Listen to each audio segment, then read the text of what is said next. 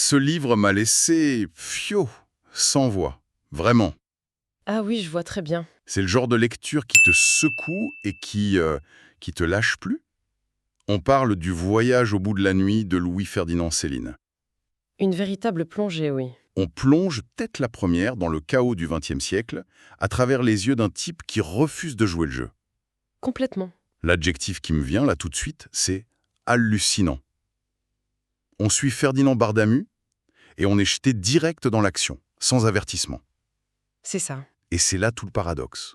C'est l'histoire d'un homme qui traverse les pires horreurs, la guerre, la misère, la folie, pas en héros, Non, loin de là. mais en lâche. Un lâche magnifique qui cherche qu'une seule chose, sauver sa peau. C'est fou d'imaginer ça, non? Un voyage raconté par celui qui fuit, pas par le vainqueur. Tout à fait. Du coup, la question, c'est pas de savoir ce qu'il va survivre, c'est de savoir s'il reste une seule lueur d'humanité au bout de cette nuit sans fin. Et ce qui est dingue, c'est que tout ce voyage, toute cette descente aux enfers, ça commence par un truc, mais tellement banal, tellement stupide. Bah oui, On est à Paris, juste avant 14. Bardamu, il est étudiant en médecine. Il est tranquille à la terrasse d'un café avec un copain.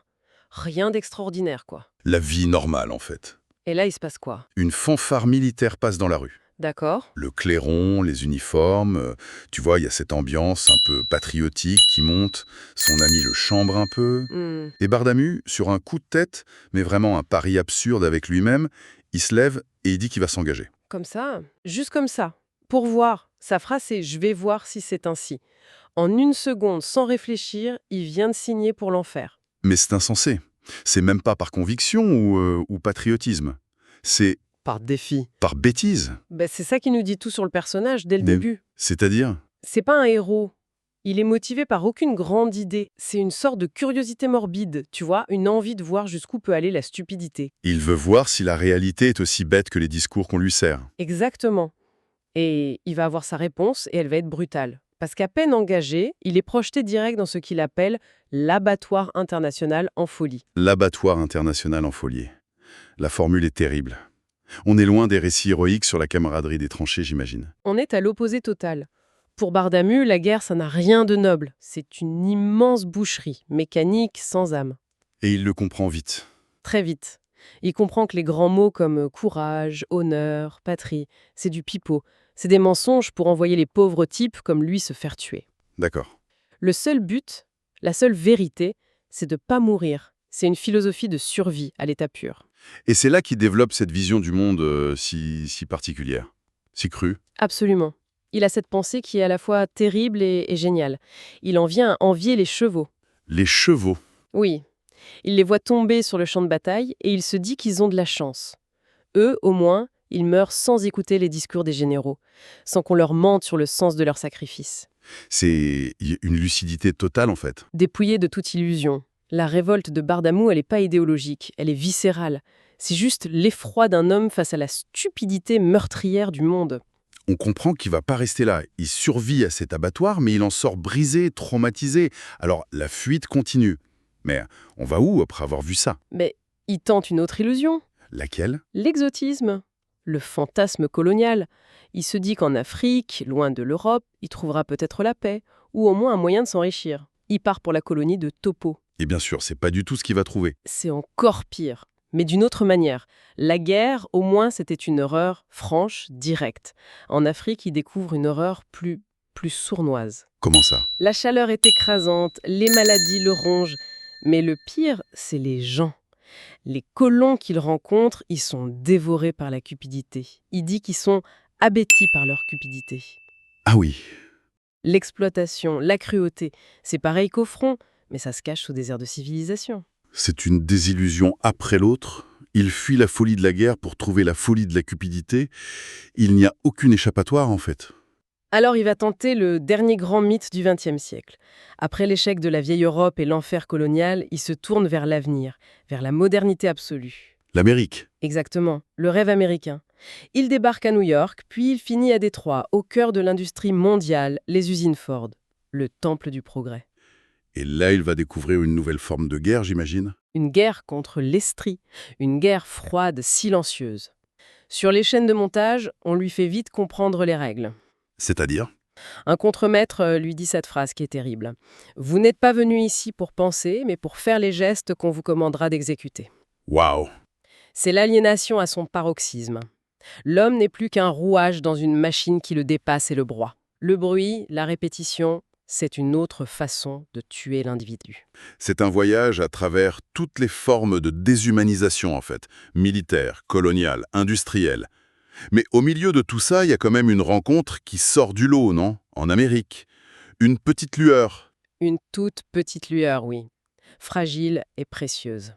Il rencontre Molly, une prostituée. D'accord. Et elle est peut-être le seul personnage du livre qui lui offre une tendresse sincère, désintéressée. C'est un moment de grâce incroyable au milieu de ce monde de métal et d'argent. Et ce n'est pas un hasard, j'imagine, si cette humanité vient De quelqu'un que la société bien pensante méprise. Pour Bardamu, c'est la seule authenticité qu'il trouve. Ce qui me fascine dans ce périple, c'est que Bardamu lui-même, il fait pas grand-chose.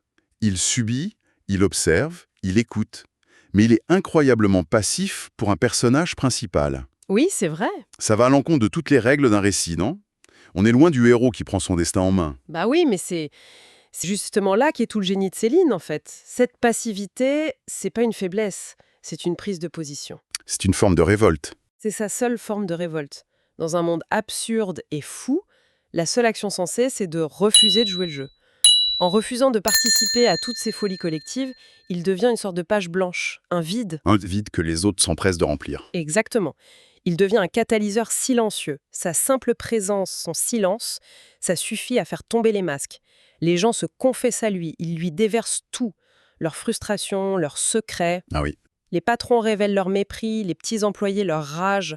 On sent que personne n'a jamais l'occasion de dire ce qu'il pense vraiment. Il devient une sorte de confident.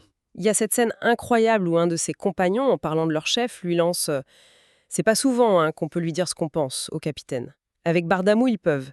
Il est une éponge qui absorbe toute la vérité crasseuse du monde sans jamais juger. Et au milieu de tous ces personnages, il y en a un qui revient sans cesse, comme une ombre. Robinson. J'ai du mal à le cerner, lui. Qui est-il vraiment? Ah, Robinson. C'est le fil rouge du roman. Il est la clé de tout. Bardamu le croise au front, puis en Afrique, puis en Amérique, puis de nouveau en France. Leurs destins sont liés. C'est son ami. C'est plus complexe. Si Bardamu est celui qui voit le gouffre et qui essaye de longer le bord pour pas tomber, Robinson, c'est celui qui saute dedans. C'est exactement ça. Il est le double ténébreux de Bardamu. Il partage le même dégoût absolu pour le monde, le même cynisme. Mais alors, qu'est-ce qui les différencie? Là où Bardamu s'accroche à la vie par simple instinct de survie, Robinson, lui, refuse tout compromis. Il va jusqu'au bout de la négation, jusqu'au bout du non. Il agit là où Bardamu ne fait que penser. Donc, il représente une sorte de tentation pour Bardamu, la tentation du nihilisme total. Une tentation et une terreur. Bardamu est à la fois fasciné et horrifié par lui. Parce que Robinson ose faire ce que lui n'ose pas. Il est plus libre, en un sens. Il incarne une liberté absolue et terrifiante, celle de celui qui n'a plus rien à perdre. Leur relation, c'est une sorte de danse macabre, où chacun est le miroir de l'autre. Après ce tour du monde des enfers, Bardamu finit par rentrer en France. Le retour au pays. Il termine ses études et s'installe comme médecin des pauvres dans une banlieue sordide. Oui, à Roncy. Et là, on se dit forcément, ça y est, c'est la rédemption. Il va enfin trouver un sens en aidant les autres. On a envie d'y croire. Ah, on a très envie d'y croire. Ce serait une fin de roman classique, le héros qui trouve sa place en se dévouant aux autres. Mais avec Céline, il faut oublier ce réconfort. C'est peut-être même là que le voyage devient le plus sombre. Plus sombre que les tranchées et les usines Ford. Comment c'est possible? Parce qu'il découvre que l'horreur la plus pure, elle n'est pas dans les situations exceptionnelles. Elle est là, dans le quotidien le plus banal, dans la vie des petites gens. C'est-à-dire? Il découvre la cupidité mesquine, la méchanceté gratuite entre voisins, le désespoir silencieux des familles qui se déchirent pour un héritage ridicule. L'horreur est domestique. Ce n'est plus la grande boucherie spectaculaire, c'est la petite pourriture de l'âme au quotidien. Voilà. Il voit des gens prêts à laisser mourir leurs parents pour économiser quelques sous.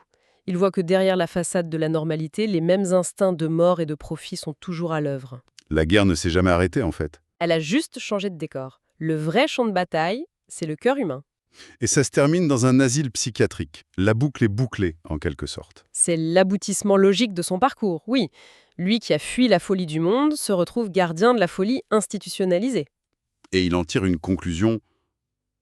Ben, Une conclusion glaçante. Peut-être que les seuls moments où les humains sont vraiment eux-mêmes, où ils ne trichent plus, c'est dans la guerre et la maladie. Ce sont les deux seuls états de vérité de la nature humaine. C'est d'un pessimisme radical. il a traversé toute la nuit, il a tout vu. Et son double, Robinson, que devient-il dans tout ça? C'est sur lui que l'histoire se referme. Le drame final lui appartient. Et c'est un drame absurde, sanglant, déclenché par une histoire d'argent complètement dérisoire. Pathétique et tragique à la fois. Exactement. Et bien sûr, Bardamu est là. Simple témoin, jusqu'au bout. Il a tout vu, tout entendu, il a survécu à tout. Mais la question qui tue, c'est qu'est-ce qu'on fait après avoir vu ça?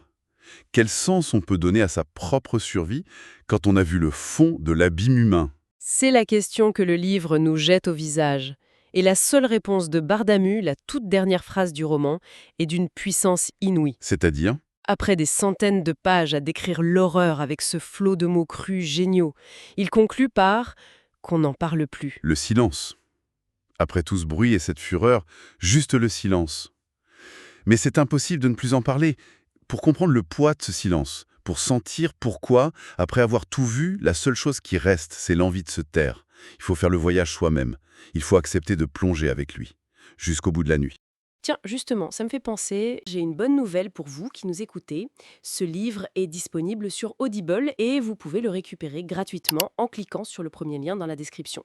L'idée, c'est vraiment des narrations très immersives. Une narration professionnelle, bien incarnée, ça change absolument tout. La personne ne fait pas que lire, elle interprète, elle donne vie au texte. Ah tiens, super, en plus de la vidéo, il y a un livre audio. Si on veut juste le livre, le lien pour récupérer votre livre audio se trouve dans la description de la vidéo. Si vous avez apprécié le contenu, n'hésitez pas à laisser un petit pouce en l'air et à vous abonner à notre chaîne YouTube pour ne rien manquer des prochaines vidéos. Pour ma part, je vous donne rendez-vous très bientôt pour une prochaine vidéo. En attendant, je vous souhaite une excellente fin de journée ou une agréable soirée et à très vite.